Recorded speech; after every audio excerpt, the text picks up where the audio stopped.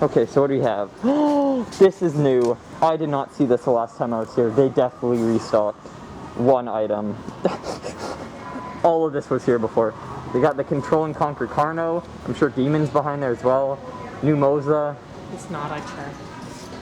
Oh, never mind. I'm pretty confident it's not. Oh, this set they restocked. Comes out to like $70 something.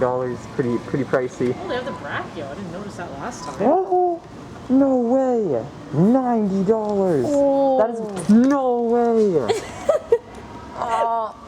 This is new. I thought this was Target exclusive. I Guys. did something right for once? Wow. Yes, wow. We came on the perfect day. They got Brachiosaurus.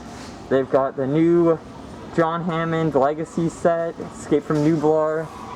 Got some, what are the sound strikes? Wow, Canada, finally, for the win. So now we have that set. We have these sets down here. I mean, up here. That's wicked. That's relatively it. There's some new Snap Squads as well. Well, not new, old.